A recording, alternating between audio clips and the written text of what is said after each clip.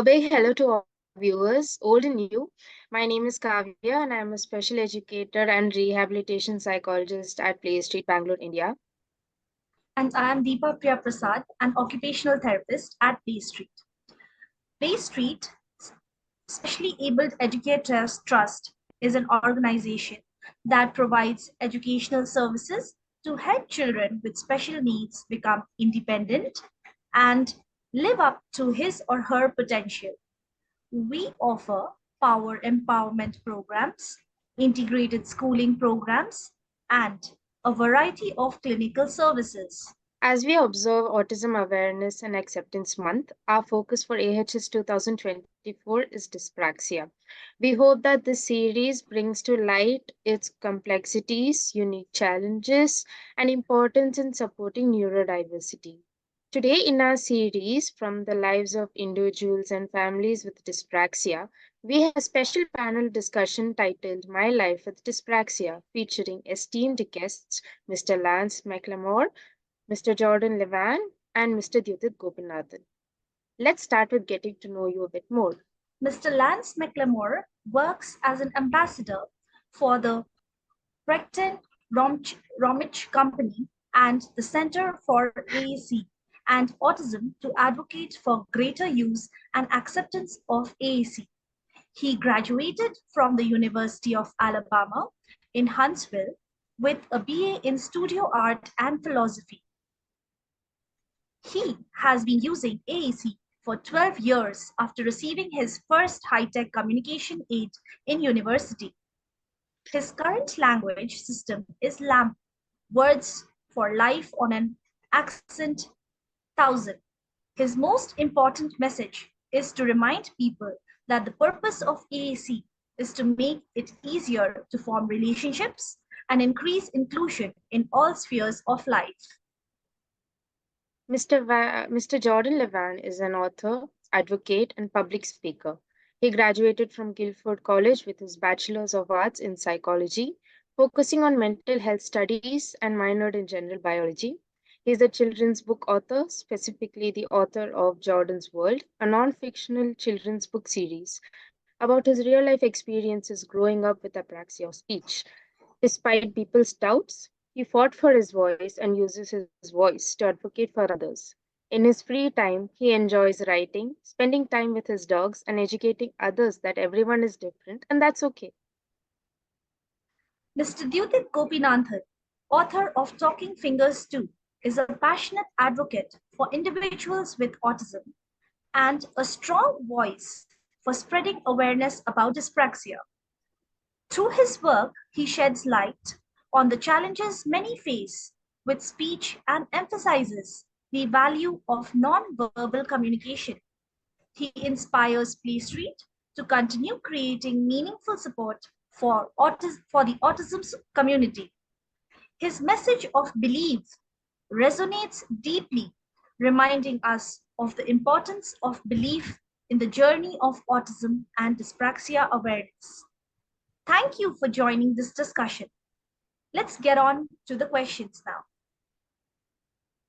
My first question is for all of you, for Jordan, Lance, and Tyutit. When did you understand your challenges and realize that you were different from others? And how were you different? What impact your difference had on you? I knew I was different after I started school. I remember I felt very awkward around the other children. I often explained to other people I felt like an alien. There was some set of rules that everybody else just seemed to know, but I didn't understand them, and as a result, I was very isolated. Okay, Jordan, now would you please proceed with your answer? Yes, So it is probably the first time that I knew that I was different is very much like Lens when I first had school, and I remember going in and I remember seeing other people's speech during this time flow so effortlessly and them not having troubles. And I really didn't understand at first why I had such significant struggles and they did not. So that was the very first time, and I always knew that something was different about my speech, but my mom told me whenever I was 5 years old when she found out that I have childhood apraxia of speech. She had sat me down and she told me, Jordan, you have apraxia, once she found out, because she never wanted to hide it. And I remember what my mom tells me I did is that I gotten up as soon as she said that. And one of my parents used to leave like a cup of coffee on the floor beside of their chair. And I grabbed their coffee because I loved coffee since I was a child. And I popped a tape into the TV and I acted like nothing was said, but that's because it wasn't new information because I knew that something was going on, but now I knew that this was just a name for it. So at the same time, I would say that I always knew something was different, but I didn't know what to call it. Thank you, Jordan. Now can please Judith answer? Hi, so I am going to play Dio's answer. I knew my challenges when I was 5 years old. My challenges were in the area of play, ADLs, writing and speech. I was different from others in the way that I was perceiving the world differently. My touch was giving too much information. I used to flap my hands to cope up. I was also flapping my hands for vision. As an impact of my differences, I stayed aloof. Thank you everyone for your answer. So my next question is specifically just for Jordan. Though that we understand that you have a diagnosis of verbal apraxia, but did you face challenges in other areas of life other than speech? Also, I would like to add, like, were you having problems only in speech production, or did you have problems with rich language use and spontaneous flow of language? Yes, yeah. So my flow of language with childhood apraxia of speech was my communication was affected, and I do believe other areas have been affected, but if I'm honest with you, I don't think that those areas have been pointed out or otherwise observed, because so much of the emphasis and what many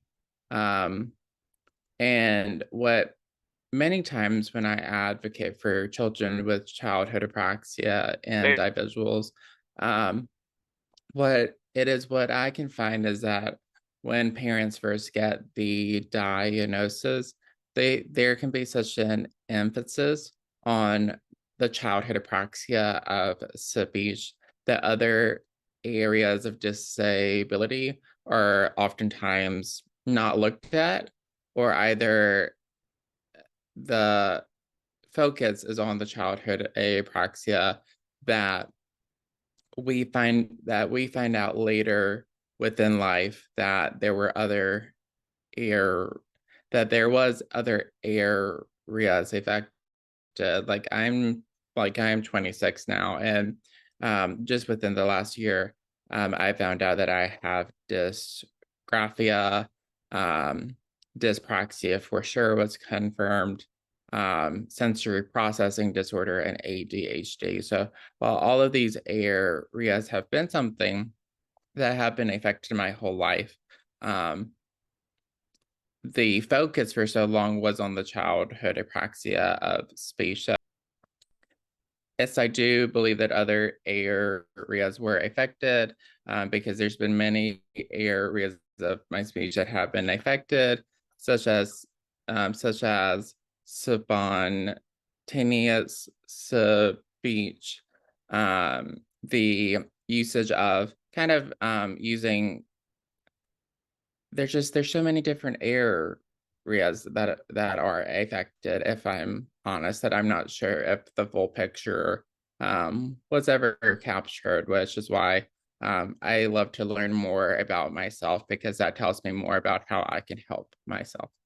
I think that was a beautiful answer, Jordan, about how it's not just about apraxia. When we get the diagnosis, we just focus on one area, but there are several areas that are affected. My next question to you is, what inspired you to start your blog, Fighting for My Voice?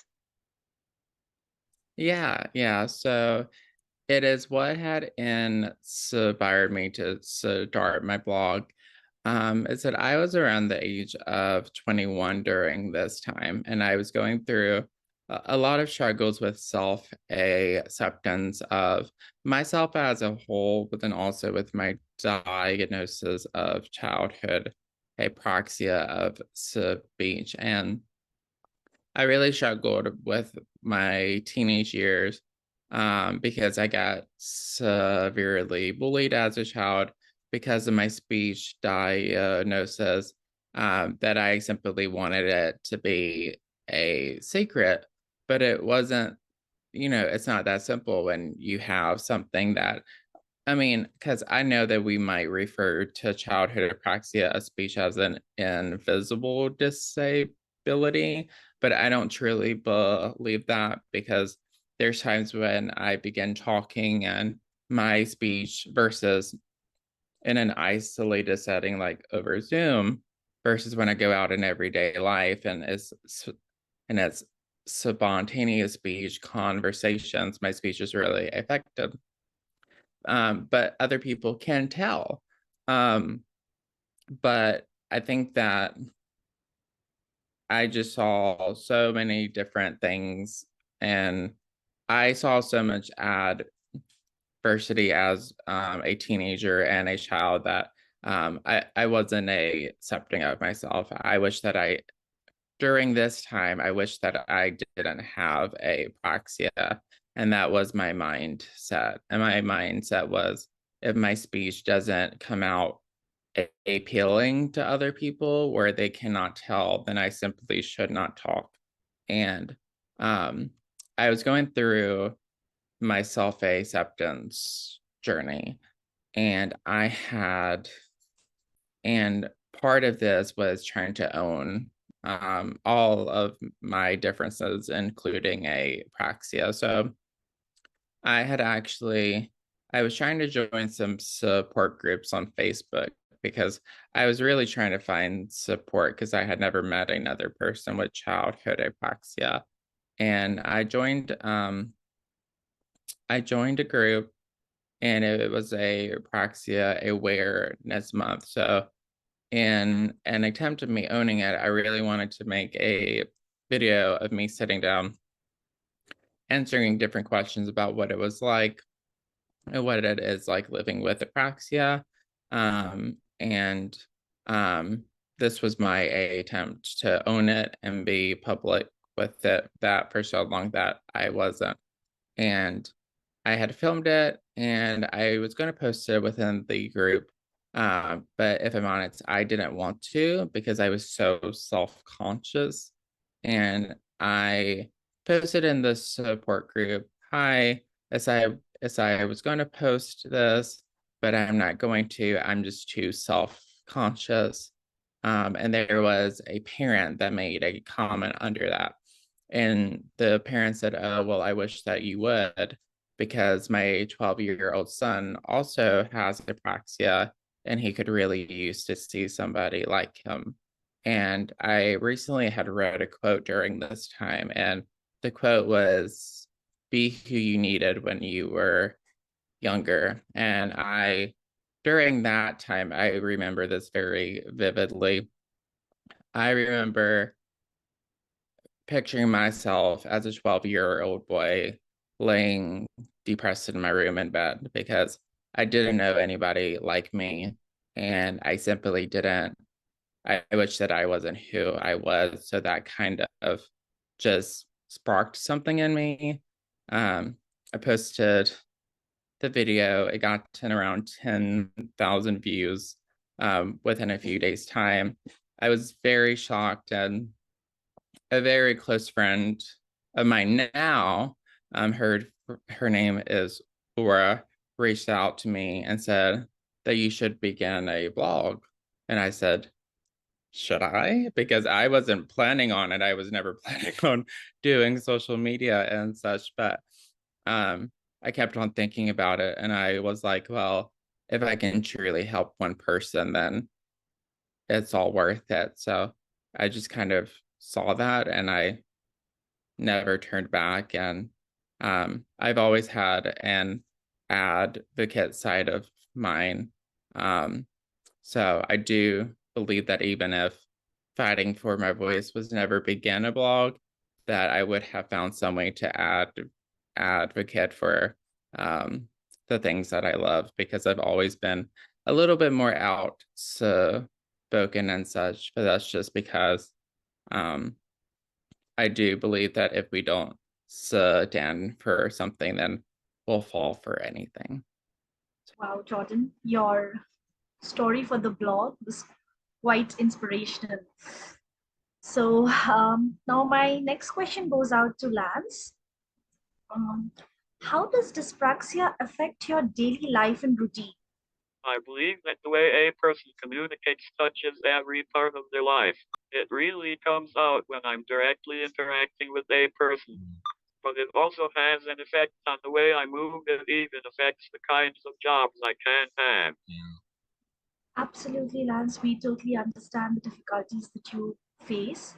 But can you also share your views on the fact that dyspraxia is much complex than just difficulties in speech and language? Yes, for example, I know that many people with apraxia have sensory problems, and that's quite a problem for me personally.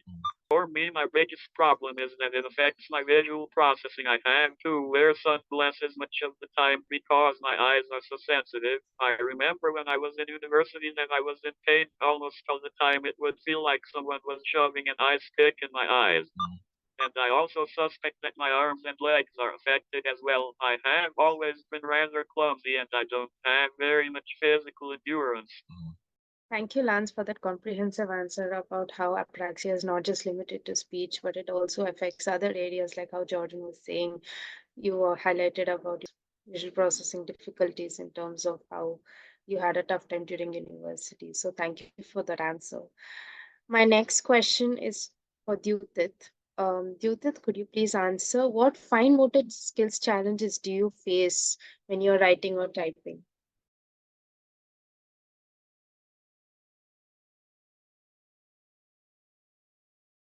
I'll play Diu's answer. Writing is tough for me because I cannot remember how the letters are formed. Typing is tough for me because it needs visual tracking and pressing the right letter. Thank you, Diu, for helping us understand the difficulties that you face while writing or typing. So my next question would go out to Lance.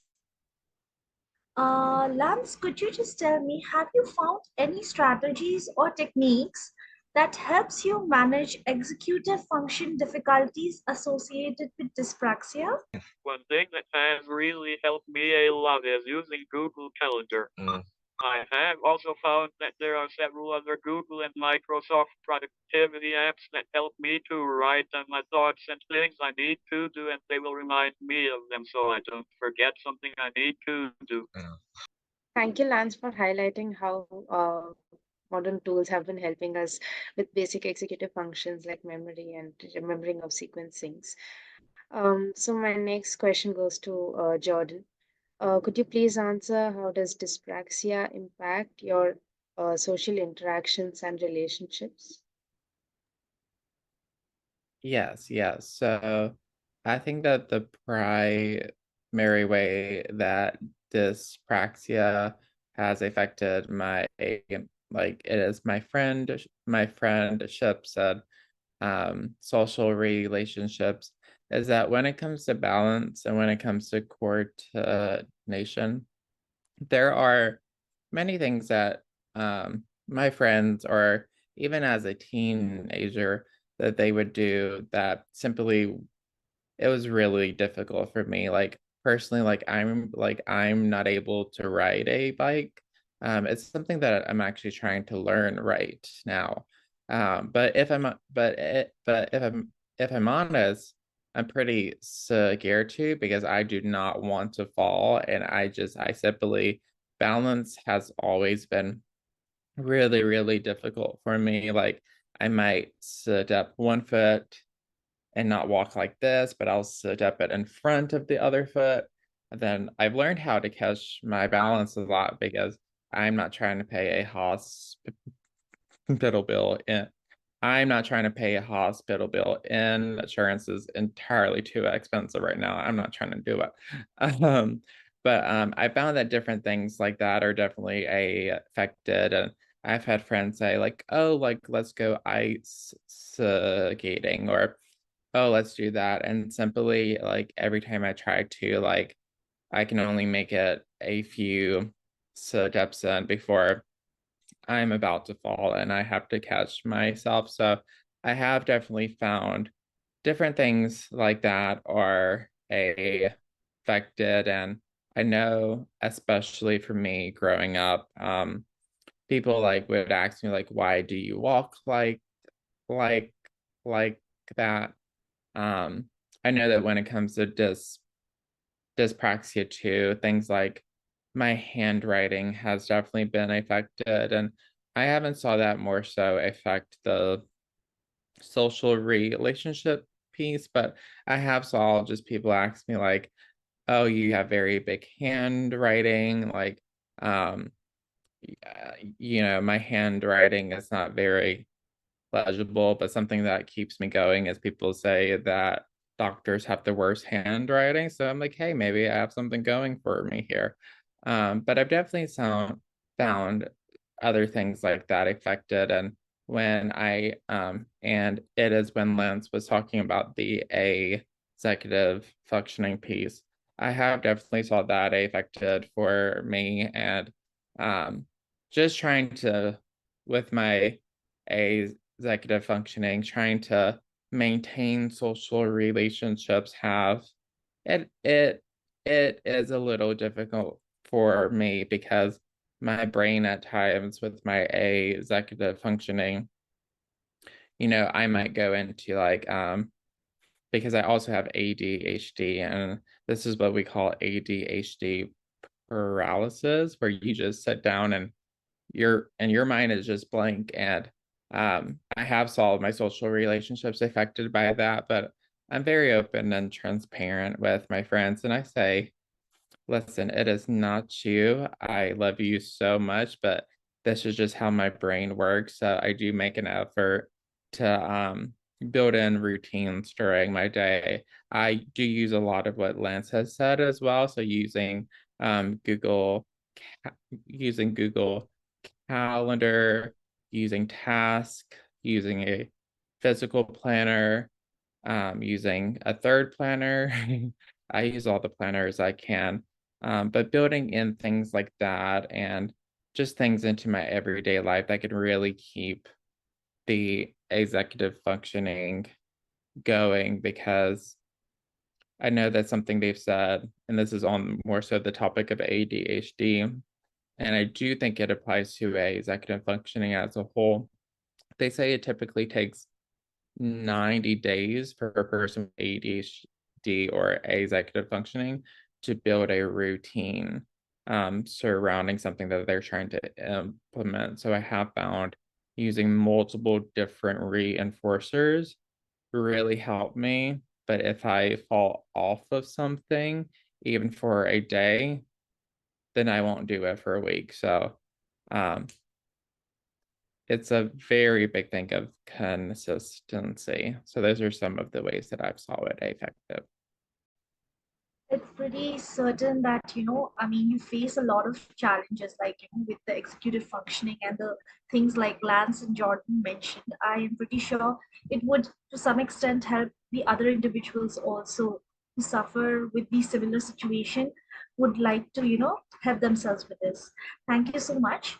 So, with this, we'll come to the next question, which is for the three of you, like Viduthan, Jordan, and Lance. So, my question is, how do you cope with certain difficulties in coordination balance caused by dyspraxia? Jordan, would you like to answer this first? I love this question because I do find that a lot of uh, a lot of this is about coping and about learning different coping skills that work for you. So it is like during times as I was talking about, like if I'm trying to practice like riding a bike or I'm trying to learn a new task that the coordination and balance are affected. What my brain was very used to for a very long time was engaging in negative self-talk and things that I would never say to a friend of mine, because if I said them to a friend of mine, then I wouldn't have friends because they would be like, why are you talking to me like that? So I've really had to learn effective thinking and thinking about, how would I talk to myself if I was talking to a friend? Because if I was talking to a friend, I would say, why are you beating yourself up about this? You have this, you have dyspraxia. This is something that's difficult for you, but you're going to keep on trying and trying, and there's nothing wrong with you. It's you're perfect the way that you are. And that's truly how I would talk to a friend of mine. So I had to really learn, how do I want to talk to myself? I've also learned different coping skills as I became an adult, because some of my coping skills growing up was a lot of e was a lot of emotionally shutting down, and just it looked like a person took like a wet rag to my face and wiped off all the emotion off of my face, and that was my brain's way of coping during that time. But I've really had to learn different ones. So I might do mindfulness now. I might do grounding. I might do deep breathing. I might engage with my 5 senses. But I think that they've said there's 6 now, but I'm only up to date with 5 of them. But like, touch, scent, taste, and different things that will self-soothe me during those times. But I think a really big one for me, and something that is not really talked about, especially for people who have apraxia or dyspraxia, is that many of the times, especially growing up, we cannot tell other people how we feel. So there's no other person, and for anybody who might not talk to themselves very nicely within their brains, other people cannot read our thoughts, but as a person with apraxia, you're many of the times not able to tell people how you feel. So some of the times what I've saw, and just for myself personally, is that I would engage within negative self-talk. So a lot of it has been not judging myself, using non-judgmental thoughts about myself, and being sure that I'm talking myself up and I'm not talking myself down. Right. Thank you, Jordan. I would like to hear Lance what he has to say about this. So I probably have not done a very good job with this specifically. I tend to be very hesitant to try new things, especially if it has a lot of physical involvement or something that requires a lot of balance. For example, I didn't start driving until I was 31 because I was so overwhelmed by it. Driving driving requires so much coordination and multitasking, and for a long time I didn't believe I would be able to do it. At some point, I got in contact with my state's Department of Rehabilitation and I got driving lessons, and now I drive all the time. And I have also found that I really need to take my time when I'm doing something, because if I get in a hurry or I get stressed out, I make a lot more mistakes and my coordination gets a lot worse. I am pretty sure, Lance, the activities like especially driving requires a lot of effort and coordination. It requires multitasking at the same time. It must be difficult. It's not just difficult for you, but us as well. Uh, it's really great to hear that you, despite all the challenges, have tried to overcome it and you are driving all the time now. Well, now next, I would like to hear what Judith has to say on this. Judith has his answer ready. I feel that I am losing my balance when I close my eyes while moving. I find some movements tough, like bending. I cope up by doing easier movements. Thank you for your answers. I especially loved how transformative all of your answers were, from accepting or realizing the challenges that you had, accepting them, and then finding out positive and new ways to deal with them. My next question goes to Judith. How does your auditory system give information to you? Is it loudness or something else about the sounds that overwhelm you?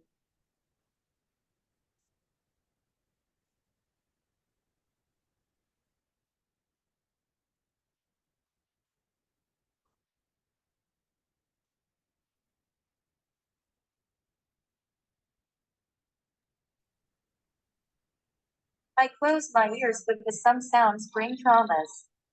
E.g., baby crying. The trauma is difficult in processing the meaning of sound.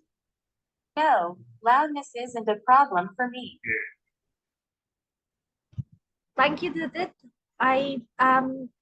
Your answer really amazes me. Like with the kind of transformative answer that you've given, it's pretty amazing with the insight that you think of also.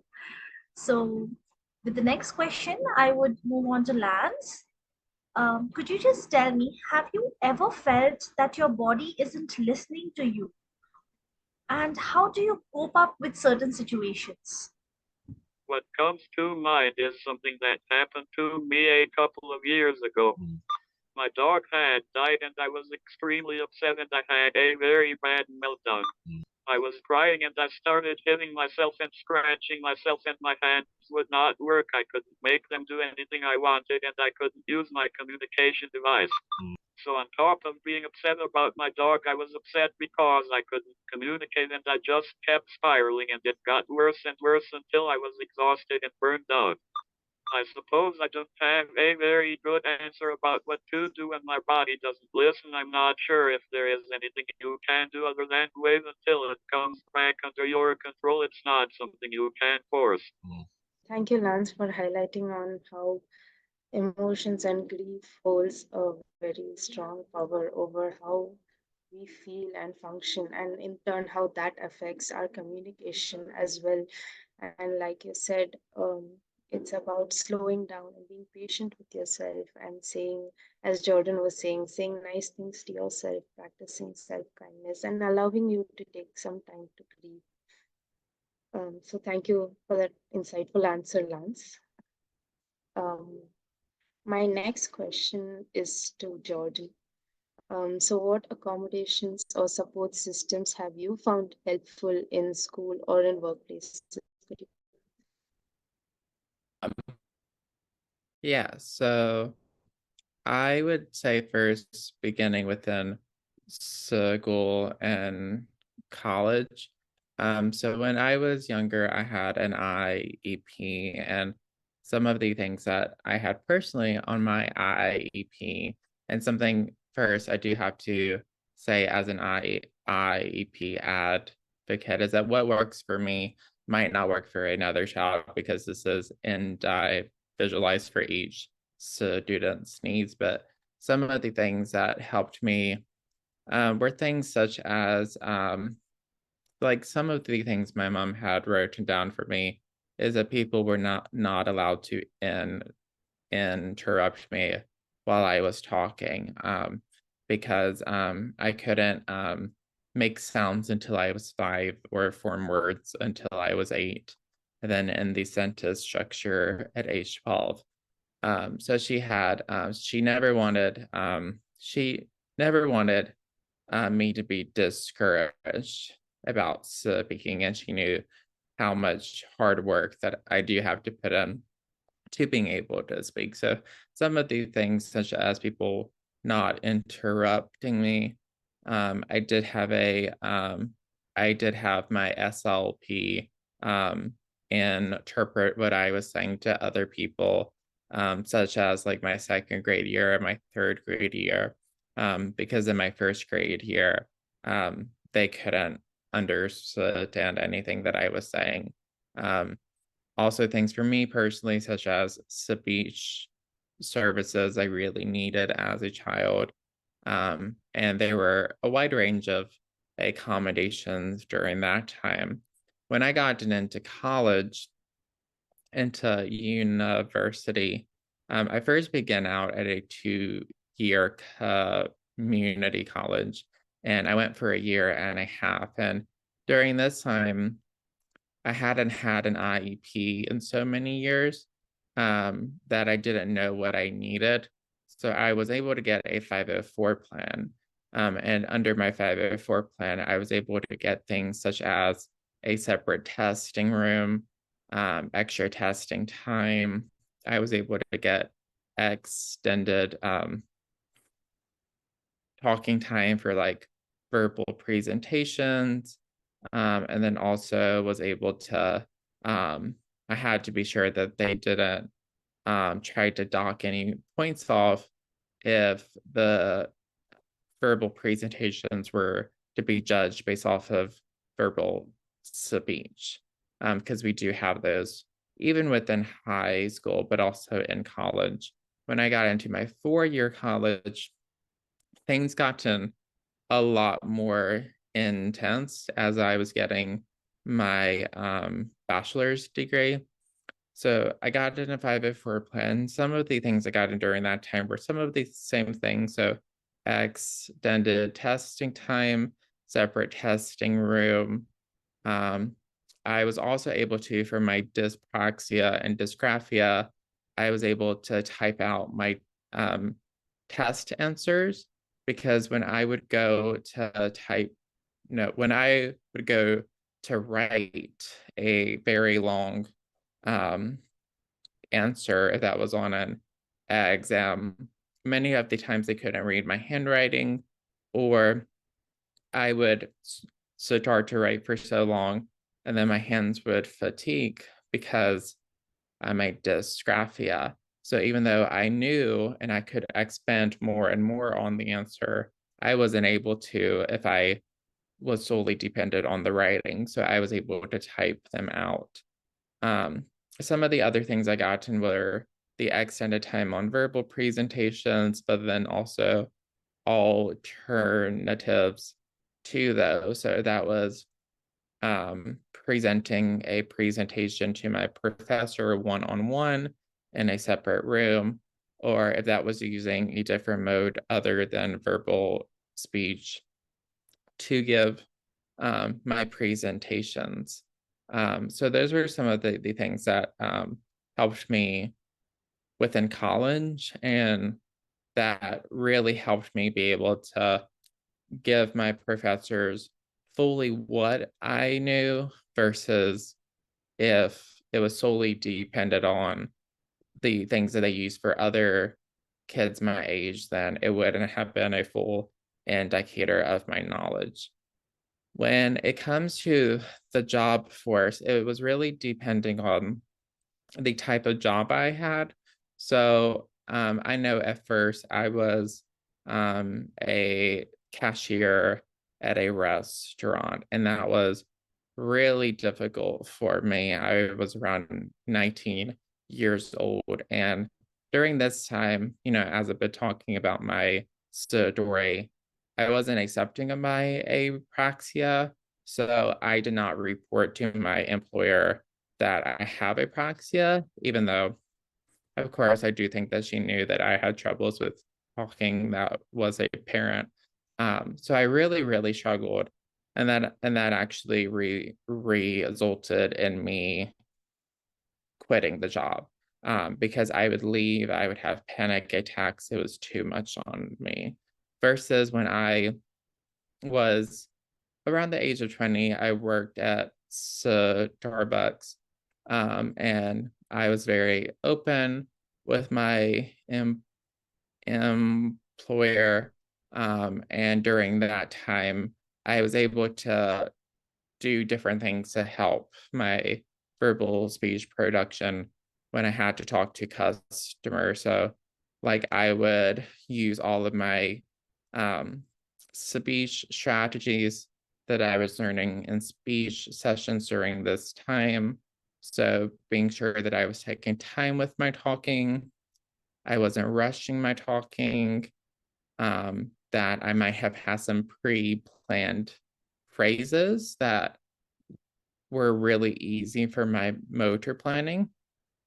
And those were some of the things that I did upon more things, but I really had to learn to just really take my time. And there would be different customers who, just to be honest, they asked me, why are you talking so slow?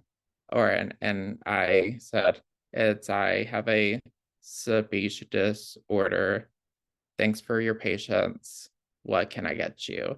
And I did that because there can be misconceptions on why a person might talk different when you're an adult. So people can be under the assumption that you might be drunk or high, which has happened to me multiple times within my life.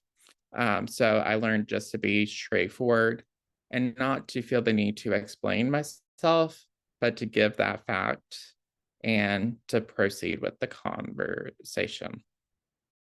Absolutely, Jordan. I feel the certain accommodations that were given to you during your school and also during your college, it helped you or sculptured you in the way or the person you are today. And also with you being so forward about telling people about your struggles and the way, like just being, straightforward that this is what I am and this is what it is. It helps the people around you also understand things better, right? So my next question for all of you, would be is how do sensory sensitivities associated with dyspraxia affect your environment and activities? So would Lance like to go ahead with this? Sensory sensitivities really affect my daily activities. There are certain places I will not go because of them. I remember one time a friend of mine wanted to go to a bar and it was so loud, but I really tried to tolerate it because I knew he really wanted to go, but it was starting to hurt my ears and it also smelled really bad and I was almost running to get out. I have found that there are some things I can do that will help. For example, I always keep some earplugs with me if it gets too loud, and I always have my sunglasses.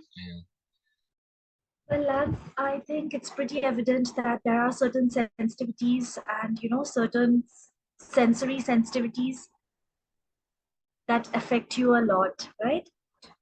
So with this, I would move on to Dyudit. Dyudit, could you please answer? You has typed his answer. I'm going to play it for us. I am not able to make friends and go out to play. I see the world in seclusion. I want friends. Well, Dyudit, your answer was really beautiful. I mean, I am pretty sure you must feel quite aloof. And I think with this, we can move on to Jordan to know what he has to say about it. Yes. So it is, could you repeat the question one more time? Sure, I'll do that.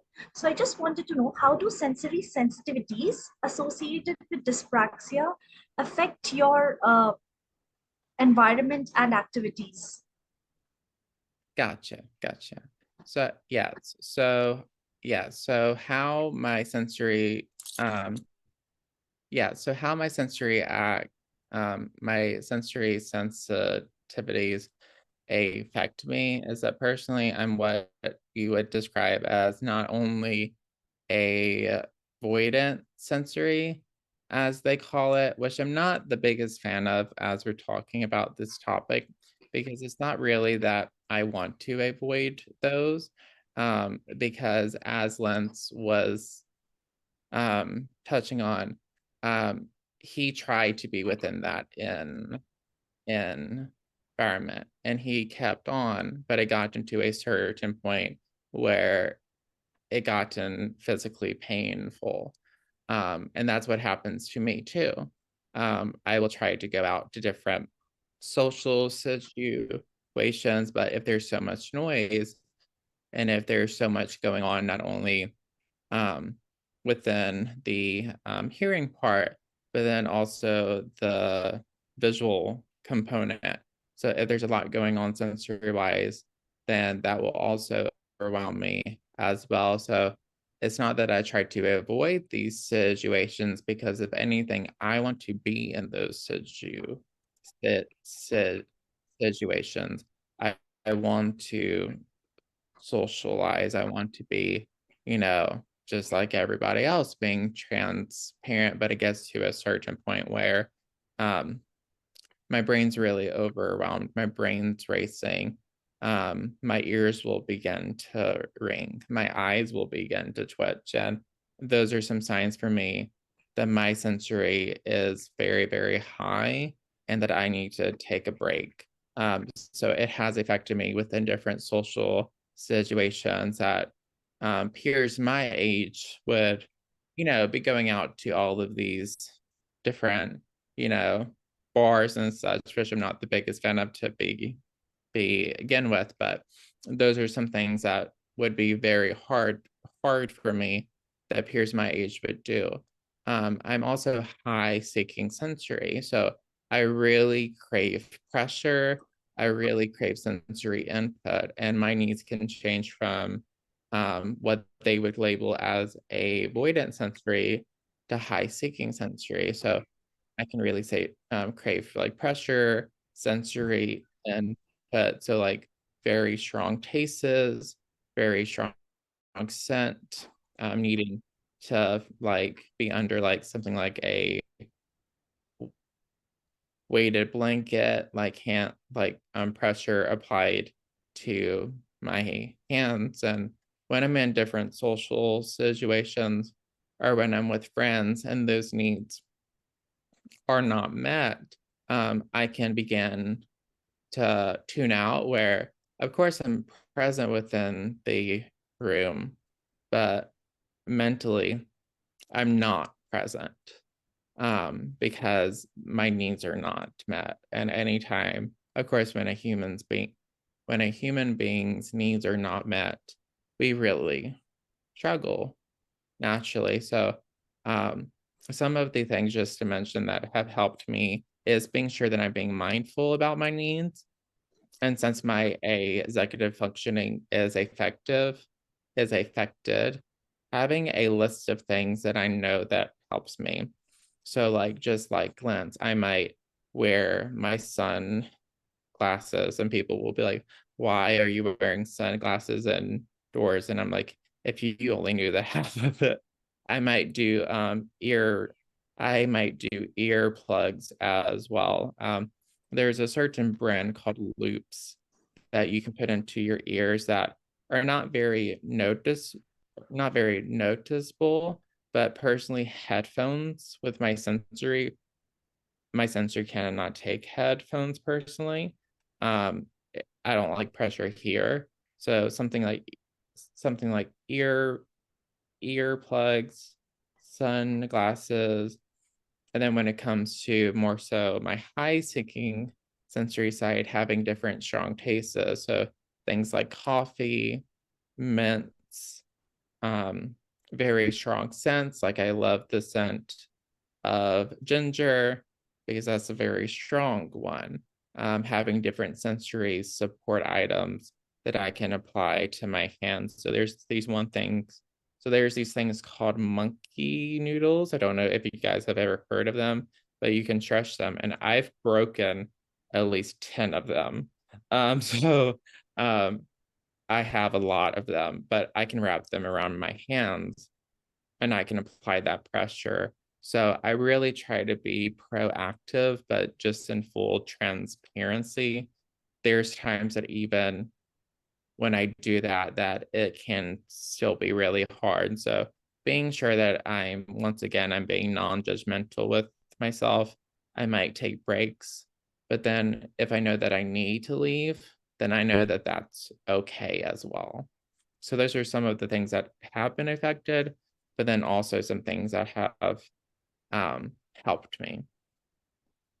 Absolutely, Jordan. Thank you for letting us know how certain sensory sensitivities affect you and how you manage them.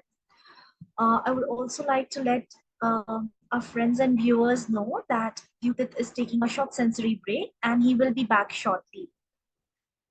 On to you, Kavya. Yes. So my next question is to Jordan and Lance. So as you were saying, Jordan, like how people do misconstrue certain sensory when we are adapting to certain sensory sensitivities. Like, okay, I'm wearing sunglasses indoors, so why do people when people ask why are you wearing sunglasses indoor, or when you were addressing like head on saying that okay, I do have difficulties in my speech, and how people do misunderstand certain speech differences. So my question is, have you experienced any misconceptions or stigmas related to dyspraxia, and how do you address them? So Jordan, would you like to go first? Yeah. So some of the misconceptions that I've had surrounding like verbal apraxia, and then also as well dyspraxia, so like the fine motor, the gross motor and stuff. When it comes to verbal apraxia, I've had a lot of misconceptions, like such as I'm shy, and especially when I was younger, that I didn't want to talk. And it's funny now, since I've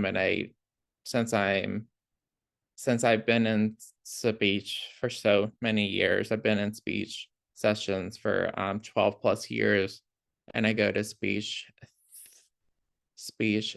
therapy now because I'm taking an Orton Gillingham class to be able to tutor children who have dyslexia. I began to have a lot of troubles with trying to say the phonemes and pronounce them. So I'm back in speech sessions now, but a lot of the times prior to speech services, there would be a lot of misconceptions that I didn't want to talk. And why I said it's funny is because now as an adult, since I've been in speech sessions for so long, I can never shut up now, but it's because I've always really wanted to talk.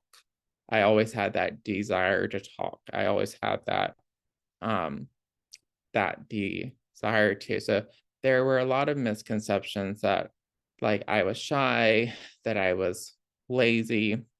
They would say boys are late talkers.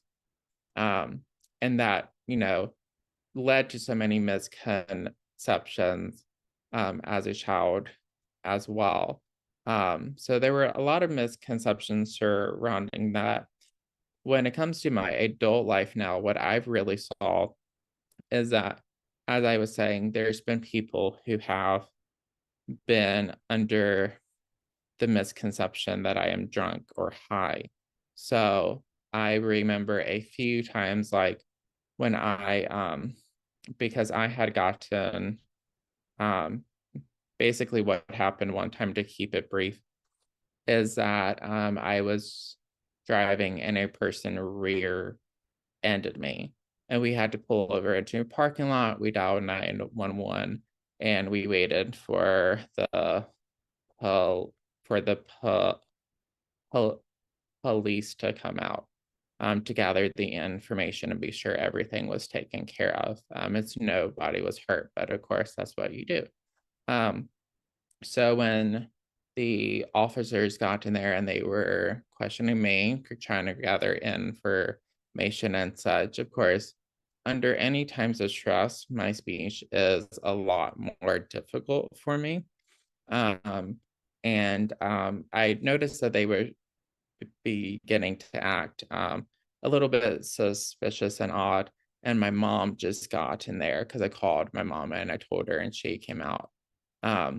And as one of the police officers were coming up to my car, he came up and he asked me if I had anything to drink. And it was 9 o'clock in the morning. I just gotten done with work. I had to go into work at 4. And he asked me that, and I said, no, why? And he looked at me and he said, it's because you're talking really slow. And he said it within that slow manner. And prior to me even being able to say anything, my mom bolts over there, like the mom that she is, and she says, he has what's called verbal apraxia. It takes him time to talk. And then you can tell that the police officer was embarrassed at that point, and then they finally let me go. But I ran into misconceptions like that as well. And why I want to highlight that is because just as we're talking on this panel, I want to bring a awareness to that. I know that there can be a lot of focus when people are kids with apraxia, and that we really focus on the kid years, but there's also numerous aspects affected within the adult life, as we've been talking about, such as troubles with misconceptions when it comes to public law enforcement, when it comes to college, when it comes to jobs. So just as we're talking, I feel like it's important to highlight what is affected within the child years, but then also with the adult years as well. And then just about dyspraxia as well, there's been a lot of misconceptions, like when I was saying that, like, I have difficulties riding a bike and I don't know how to ride a bike. You know, when I've told people that at first, and I don't believe people are intending to be mean, but it is pretty rude if I'm honest.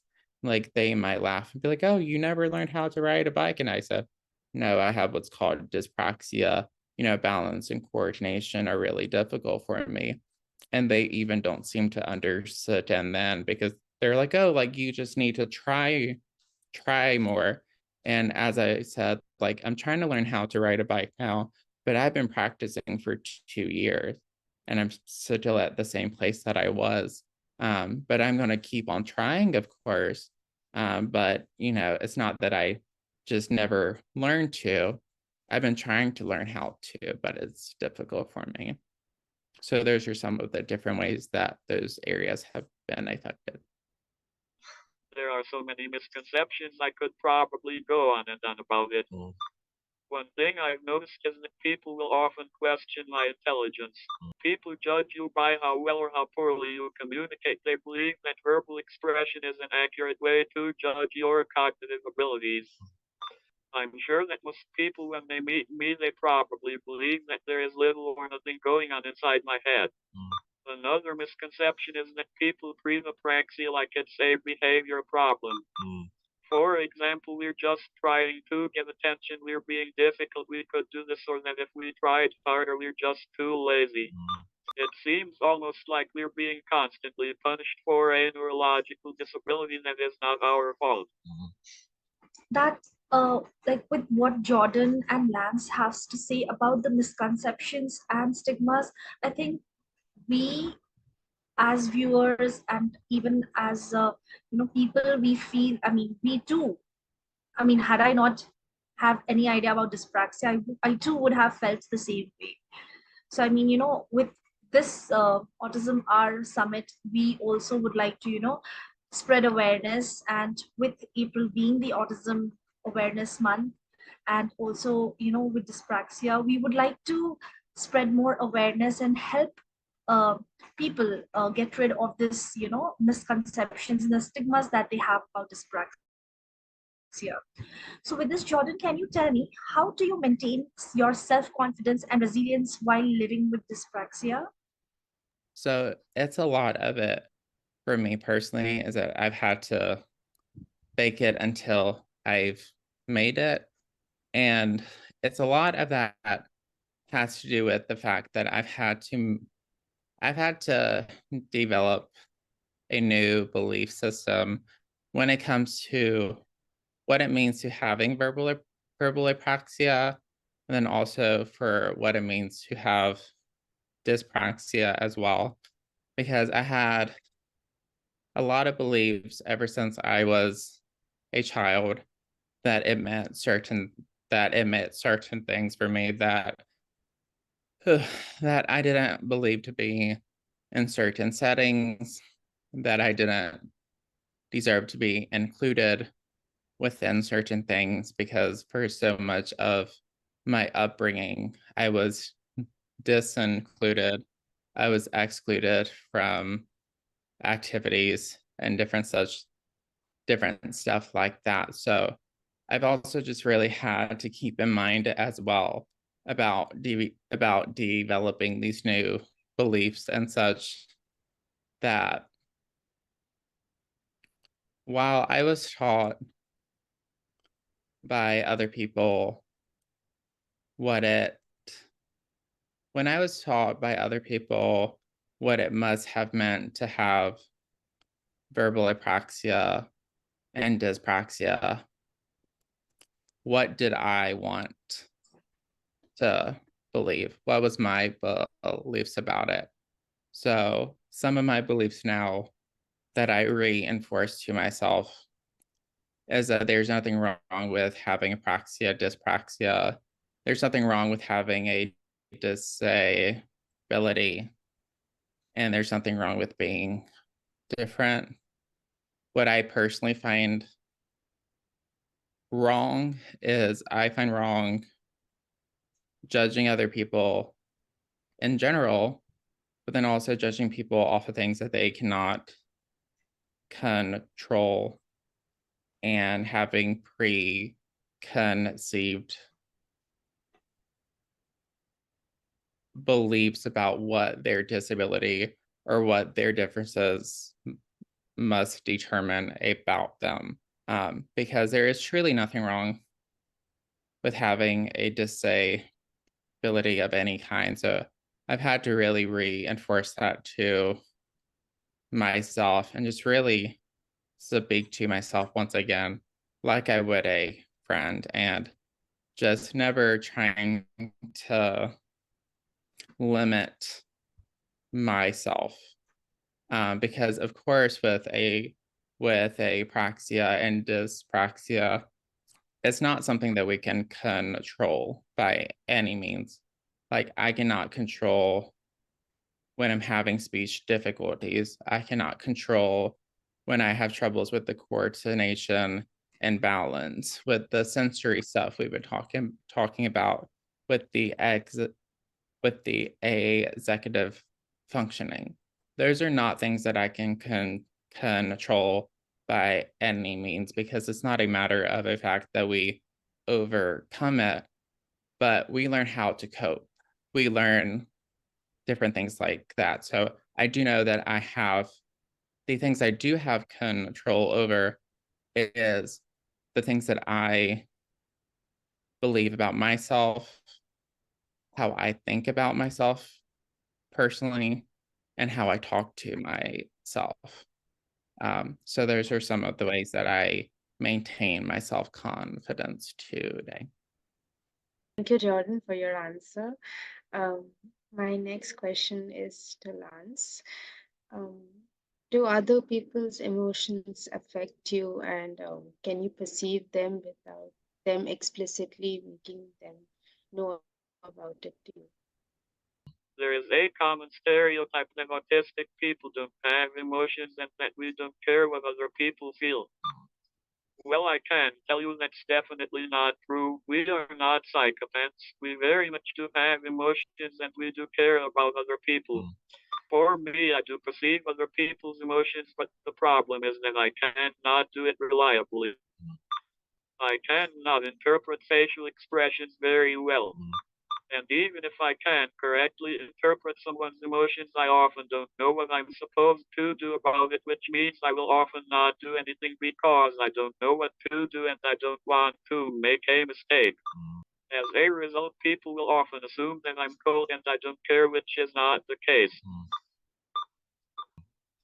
I was in a relationship with someone and it caused many problems because they would get upset and I wouldn't know what to do, and they would get upset because I didn't instinctively know what to do or what they needed without being explicitly told. Absolutely, Lance. I understand this must be a huge challenge for you and other people as well who suffer with the same kind of situation, right?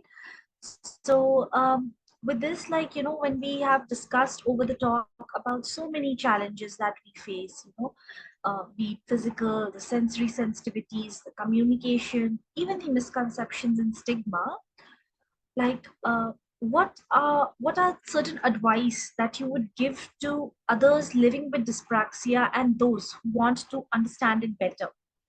So this question is both for Jordan and for Lance. So would Jordan like to answer this? Yes. So some pieces of advice I would first have for people who are wanting to learn more about apraxia and dyspraxia and how to advocate for the cause is that I would first like to say that no other person is going to know the ins and outs of it than the individuals that live with the conditions. There's a lot of value when it does come to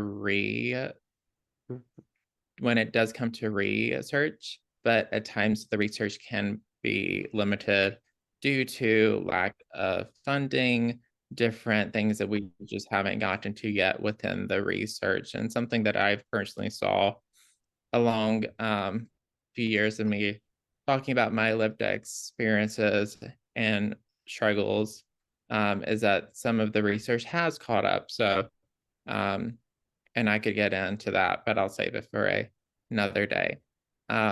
So I feel like it's important to learn from the lived experiences of individuals and really knowing what misconceptions are out there about about the difficulties and conditions that we face and how to advocate for those. And when it comes to the other component about what I would like to tell others with apraxia and dyspraxia is that I know that it's very easy to judge yourself, and I know it's very easy to compare yourself to other people. And this is something that I struggled with for a very, very long time. I mean, once again, just in full transparency, like as I talked about self-acceptance, like I didn't want to be who I was. I tried to be someone else for a lot of years within my life, and I was miserable for many, many years. And something that has really helped me personally is learning that self-acceptance is never just a one-time thing. So we never just say that we accept something one day and then we wake up and everything's better and we accept it for the rest of our lives. Self-acceptance for me is an everyday practice. And during times of difficulties, if that's with speech, if that's with motor, if that's with sensory, if that's with executive functioning, something that I say to myself actively within those moments to myself is that I accept myself for the person who I am during this moment and in this moment in full. And that's something that is an everyday practice for me. And there's some days that are easier than others, but I would just encourage self-acceptance and to not give up, because I never saw myself liking the person who I was. But throughout the journey of self-acceptance and self-love, I have been able to accept and love the person who I am. So just please never give up on yourself. Thank you, Jordan. Now let's hear what Lance has to say. Like Jordan said, it's really important to listen to people who actually have apraxia. I work with a lot of academics and I know they mean well, but there are so many things that they don't understand. As far as advice I would give to other people with apraxia, that's very tricky. I know for myself, I still struggle a lot, and I don't feel I'm in a good position to write, to give other people advice when I feel like I'm still a complete mess. So maybe I should just tell other people the advice I wish I would take for myself. You should try to be kind and patient with yourself.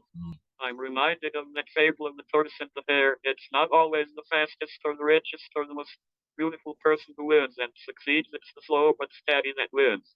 And for people with apraxia, it can be very slow. I know I have often compared myself to other people and I still do it, but you will make yourself crazy doing that. Well, thank you, Lance. I totally relate, and I feel that sometimes it is better to be kind than to be right. We do not always need to have an intelligent mind that speaks, but a very patient heart that listens. So with this, we come to our end of our questions. So on behalf of the PlayStreet team, we would like to thank you, Jordan, Lance, and Judith, for taking the time to share your insights and expertise with us today. Your perspectives have added valuable depth to our understanding of dyspraxia and its impacts. And to our viewers, we hope you found this discussion insightful. If you have any questions or would like to share your thoughts, feel free to connect with us. At PlayStreet, we offer a special program called the Dyspraxia program, which encompasses intensive OT, speech therapy, physical therapy, upbeat, and co-regulation. If you feel that your child has dyspraxia, please feel free to contact us for further details regarding the program. Thank you again for being a part of this conversation. Thank you, Lance. Thank you, Jordan. Thank you, Judith. Hi guys, View has a last message for all of us here. I'm just going to play it. He has already typed it for us. Sure. We'd love to listen from him. It was great to meet you, Lance and Jordan. It is always great to meet people who share similar experiences. I want to thank both of you for your efforts. Bye. Good night. Thank you so much, Theo.